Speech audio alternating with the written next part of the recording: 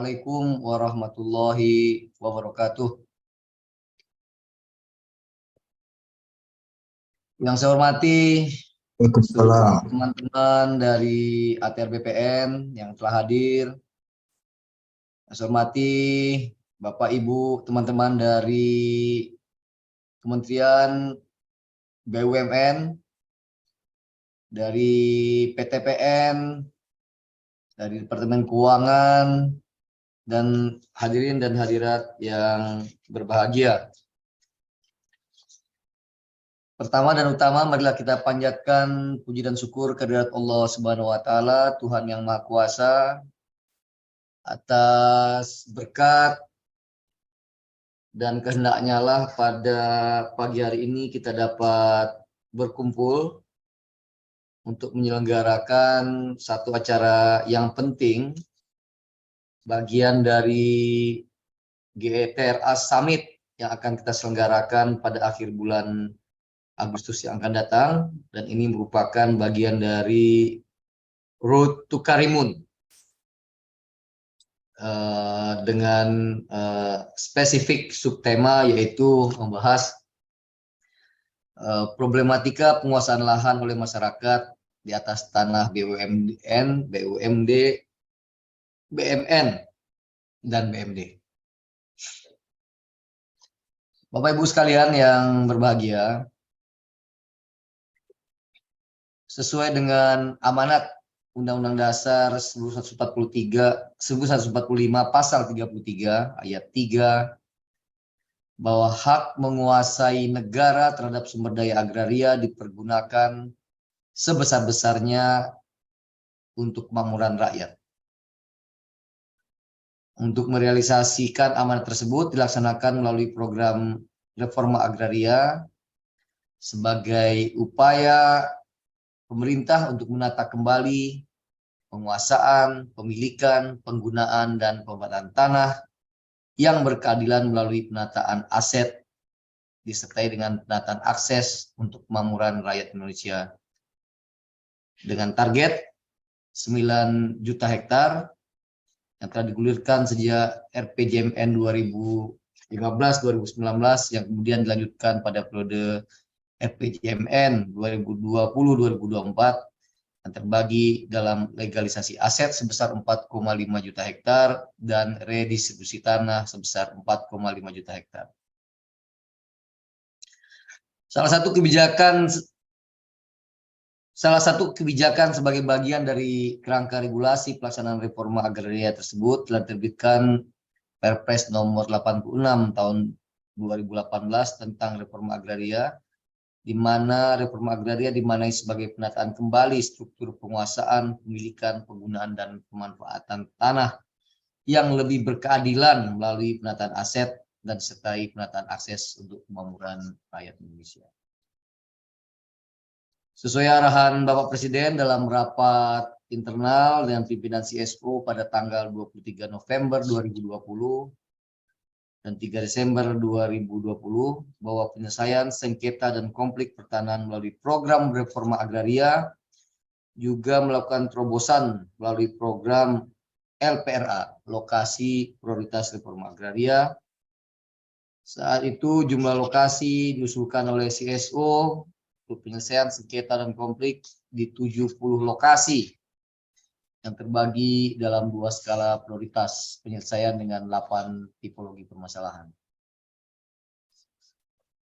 Meskipun 1 tahun terakhir terus terang saya dan Pak Menteri tidak terlalu dalam tanda kutip setia mengikuti 70 LPRA yang sudah di list dan disepakati, tapi kemudian kami bersama teman-teman CSO ya, dengan KPA, dengan Gemap PS, dengan Serikat Petani Indonesia mencoba mereformulasi lagi LPRA ini ya, dan kita coba untuk membuat prioritas-prioritas yang memang mungkin dan sangat mungkin untuk kita lakukan secara bersama-sama. Dan banyak ya program redistribusi tanah ini berjalan meskipun tidak masuk dalam list prioritas LPRA.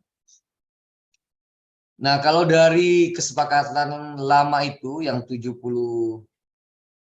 LPRA itu 19 lokasi sudah dilakukan penyelesaian konflik dan redistribusi tanah.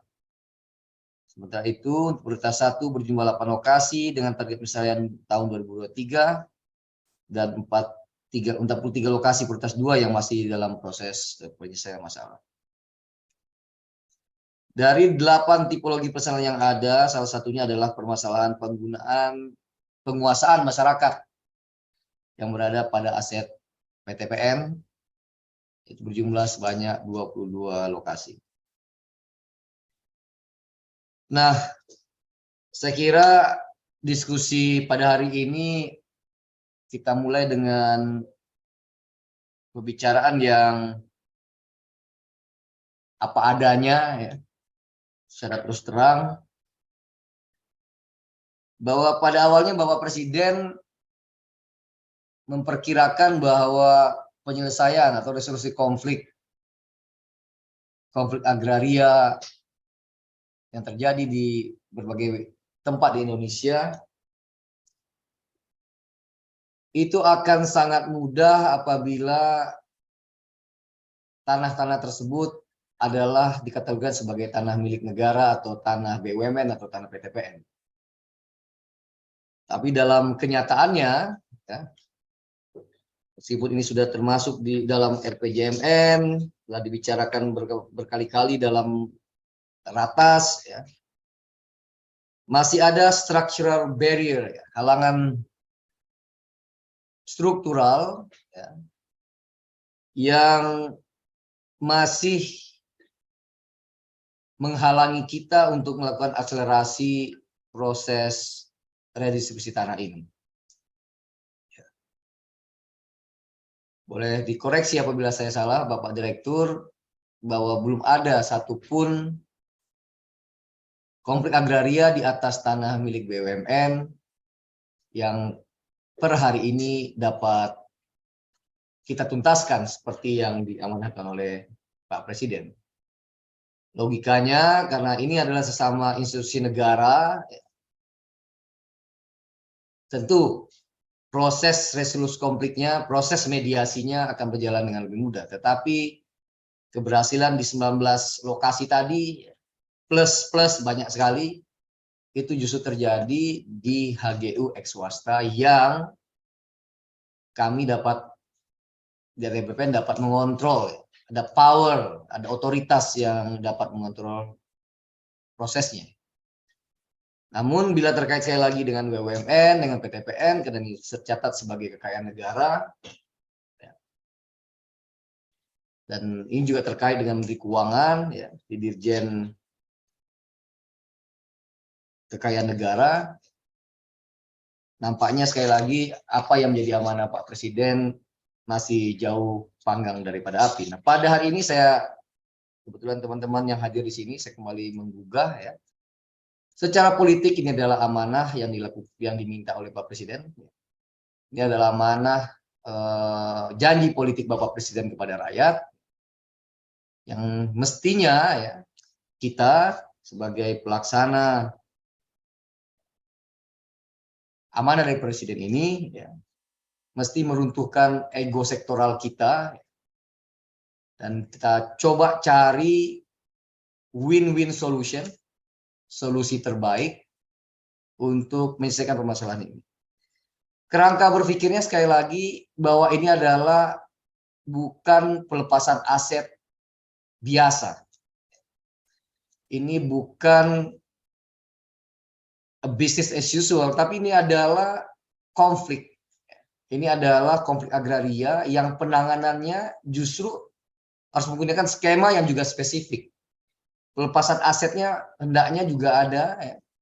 Saya harapkan dari teman-teman di keuangan juga melihat bahwa ini bukan aset negara biasa, tapi ini ada extraordinary context, ya, yang harus ada loncatan perubahan struktural untuk menyelesaikan persoalan ini.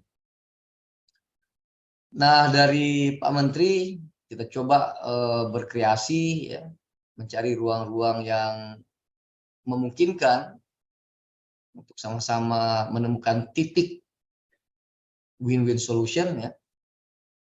Dan saya kira ini perlu dirumuskan dengan lebih konkret antar KL di kita. Kasus Blora ya sebagai contoh, ini sebenarnya tidak terkait dengan BUMN tetapi dengan kawasan ini adalah bagian dari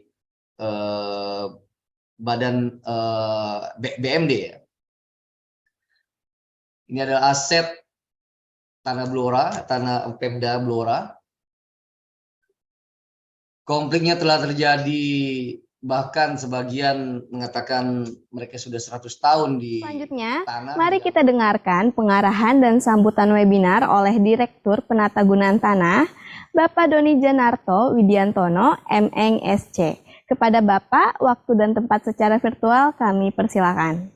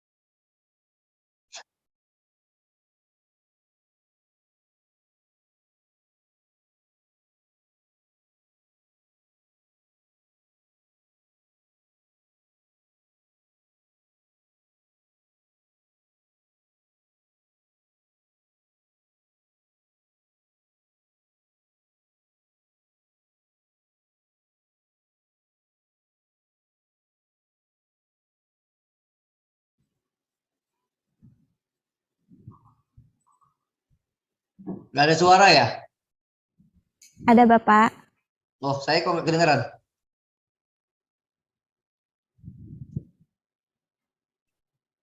Nggak ada.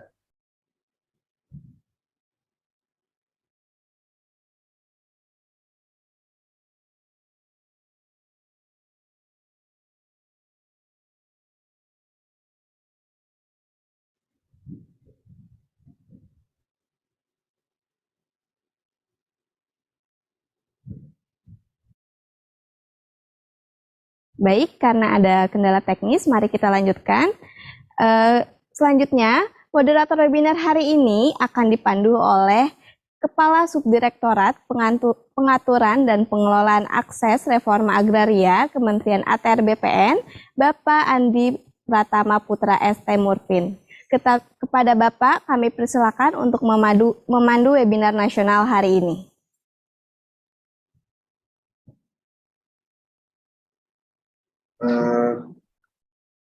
Sebelumnya kami minta permohonan maaf, tadi kelihatannya Pak Dir PGT ke-kick ya Bu ya, jadi kehilangan sinyal biasanya karena berada di luar area kelihatannya gitu ya. Jadi kami mulai saja. Bismillahirrahmanirrahim. Assalamualaikum warahmatullahi wabarakatuh. Selamat pagi, shalom, swastiastu, salam kebajikan, salam sejahtera bagi kita semua. Yang terhormat Bapak Wakil Menteri ATR BPN, Wakil Kepala BPN, selamat pagi Bapak. Yang terhormat para pimpinan tinggi media dan para pimpinan tinggi pratama di lingkungan Kementerian Agraria dan Tata Ruang Badan Pertanahan Nasional.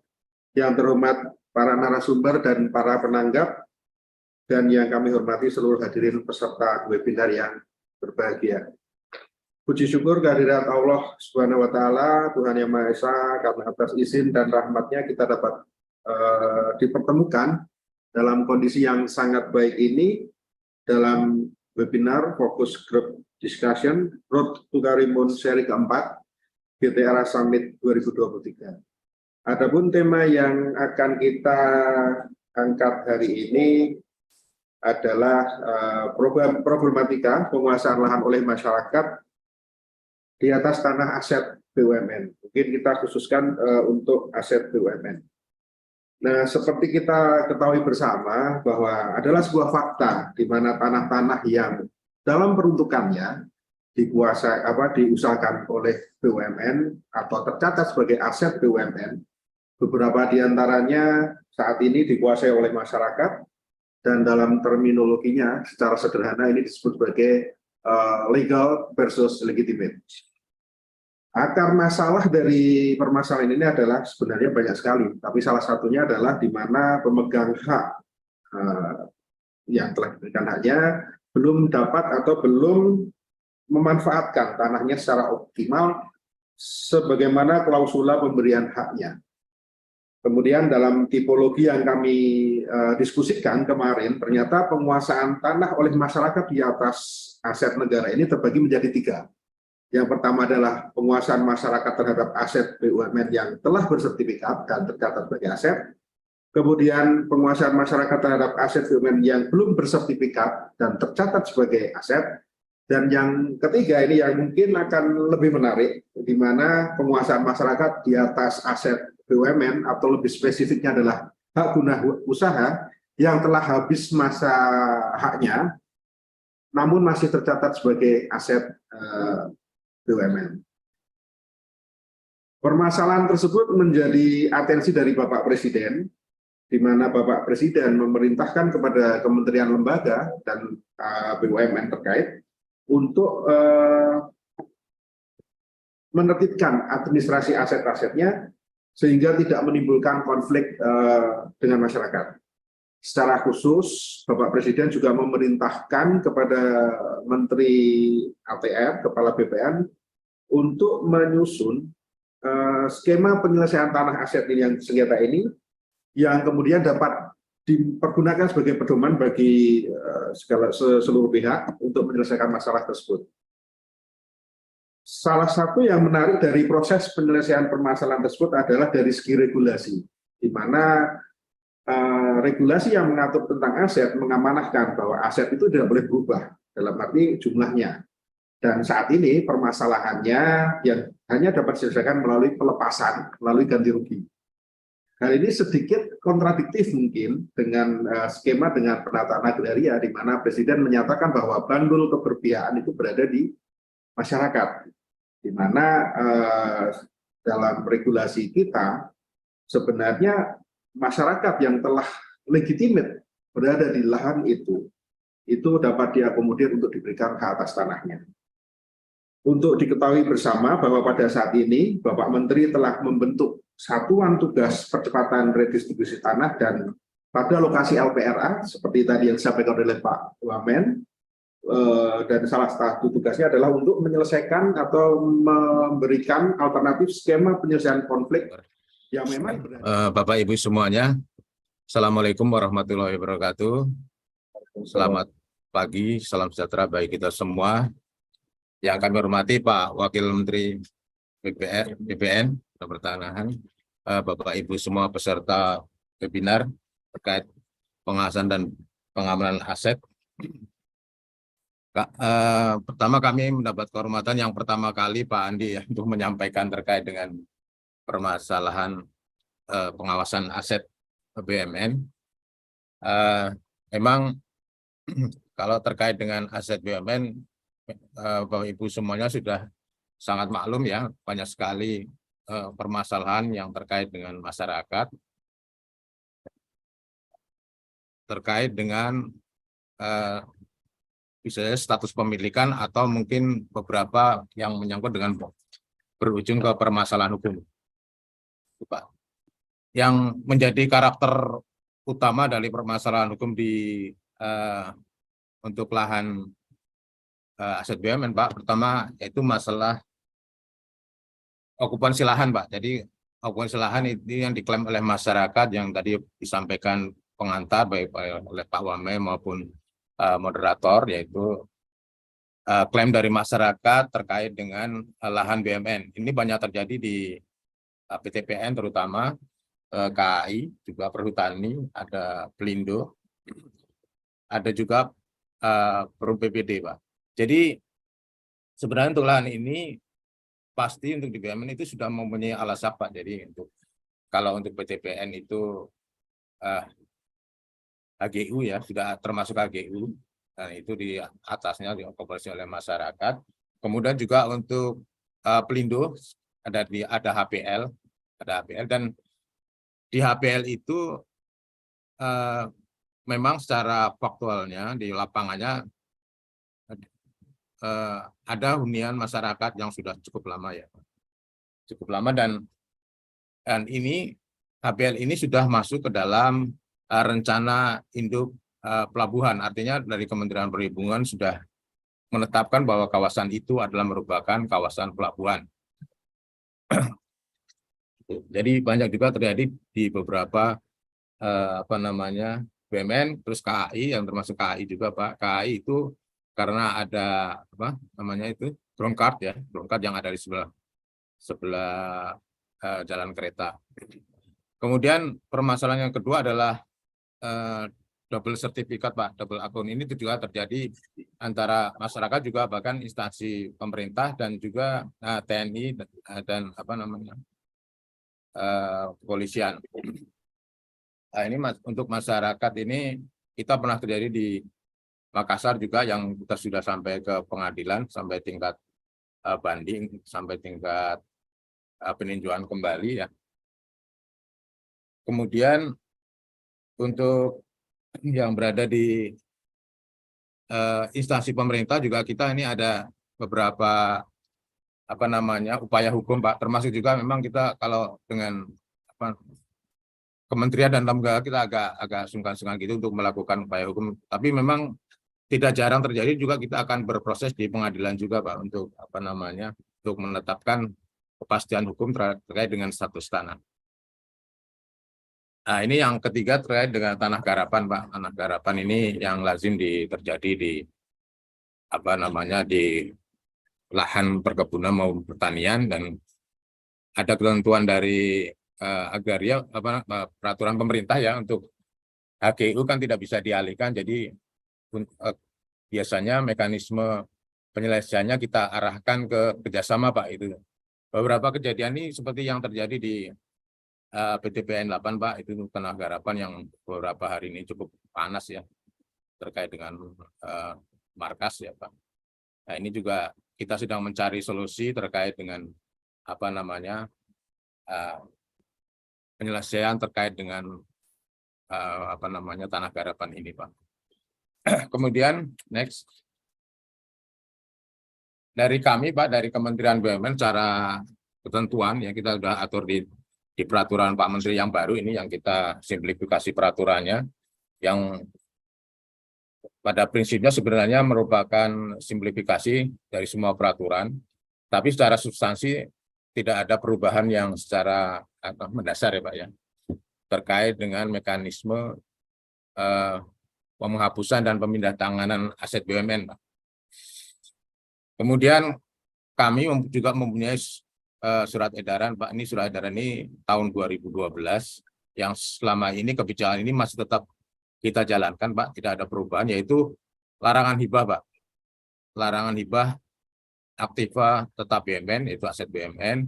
Jadi untuk mekanisme ini harus ada transaksi Pak.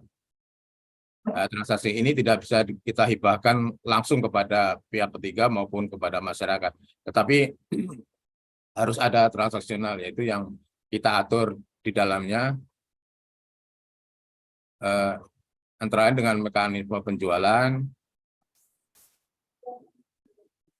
tukar menukar, ganti rugi Pak, atau dijadikan aktiva untuk penyertaan modal. Di samping itu juga ada metode dengan cara lain. Jadi ini yang kami atur untuk Kementerian BUMN. Ya, pada prinsipnya untuk pemindahantanganan aktiva tetap ini itu sebenarnya antar pihak, misalnya dari antar masyarakat dengan BUMN, BUMN menyampaikan kepada kami sebagai pemegang saham ya. Kalau sekarang kedudukan kami sebagai di PTPN pemegang saham syariah, kami merupakan bagian dari RUPS untuk menyetujui terkait dengan pelepasan aset. Tetapi secara garis besarnya mekanisme pemindahan aset ini kita atur dalam ini Pak, penjualan ya Pak ya. Penjualan ini mekanismenya ada diatur di Permen, mungkin secara detail bisa nanti Bapak Ibu dalami. Terus kemudian adalah tukar menukar Pak, Ruslah. Kalau Ruslah ini pada prinsipnya dilakukan secara seimbang Pak. Jadi antara aset satu dengan aset lainnya harus sama nilainya. Dalam hal tidak sama antara yang satu, maka yang satu memberi untuk menyeimbangkan terkait dengan perbedaan nilai itu Pak. Kemudian kami di Kementerian BUMN pasti mendukung untuk pengadaan tanah untuk kepentingan umum Bapak Ibu semuanya. Jadi tapi mekanismenya yang kami harapkan itu dapat diberikan pemberian ganti rugi sesuai dengan undang-undang pengadaan tanah bagi kepentingan umum.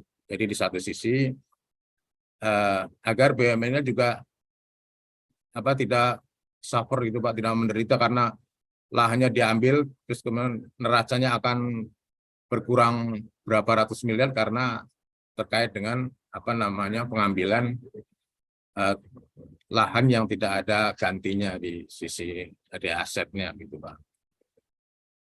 Ini yang kami harapkan juga dari terutama dari kementerian lembaga itu terkait dengan kepentingan umum dapat menganggarkan di di anggaran masing-masing bagaimana pengadaannya. Juga kami juga menyadari tidak bisa sekaligus dapat dibayarkan dalam hal proyeknya juga proyek kepentingan umumnya tiba-tiba yang harus segera dilaksanakan, tetapi pada prinsipnya bisa dianggarkan dan pembayarannya juga bisa dilakukan secara bertahap.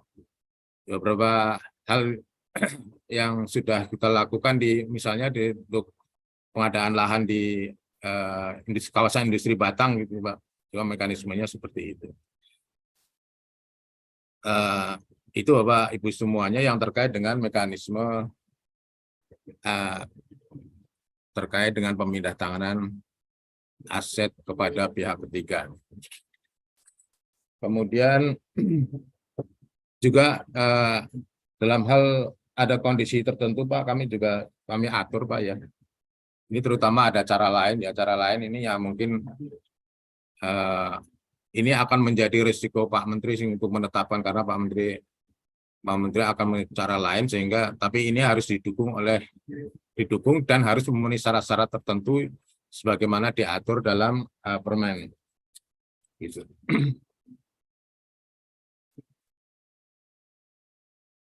Selanjutnya Pak, mungkin dapat kami sampaikan terkait dengan aset dari Kementerian BUMN, dan posisi dari Kementerian BUMN. Kami sudah melakukan kerjasama dengan instansi penegak hukum Pak, dari KPK, juga Kejaksaan, Kepolisian, bahkan dengan Kementerian ATR, BPN, untuk melakukan koordinasi terkait dengan percepatan aset, ya, sertifikasi aset. Kemudian juga untuk dengan aparat penegak hukum untuk melakukan pengamanan, misalnya terkait dengan KPK ya Pak. KPK kita melakukan MOU untuk penertiban aset tetap yang berada di BUMN. Dengan Kejaksaan kita memiliki melakukan pendampingan, minta pendampingan dari Kejaksaan, dari Jamdatun terhadap berbagai permasalahan yang kita hadapi.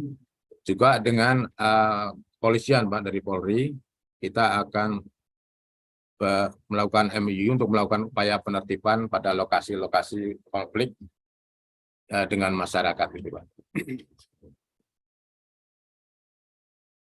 Saya kira itu Pak Moderator yang kami sampaikan. Ini juga bahan yang sebenarnya disiapkan oleh Bu PLT Deputi ya, Bu Rini, untuk disampaikan ya. Kami juga menyampaikan permohonan maaf beliau yang tiba-tiba sakit ya, nggak keluar suara. Itu Pak Moderator, terima kasih Bapak Ibu semuanya. Assalamualaikum.